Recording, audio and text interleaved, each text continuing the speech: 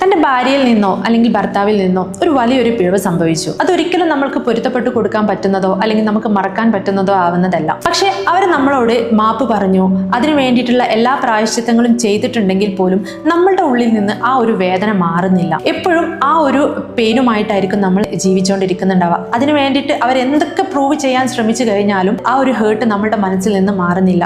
പിന്നീടുള്ള എല്ലാ സങ്കടത്തിന് പിന്നിലും ഈ ഒരു പഴയ കഥ തന്നെയായിരിക്കും വന്നുകൊണ്ടിരിക്കുന്നുണ്ടാവുക. ഈ അൺഹീൽഡ് പെയിൻ ആയിട്ടുള്ള ആളുകൾക്ക് ഒരിക്കലും നമ്മൾ എത്ര പിന്നീട് സ്നേഹിച്ചു കഴിഞ്ഞാലും ആ സ്നേഹത്തെ സ്വീകരിക്കാൻ വളരെ പ്രയാസമായിരിക്കും.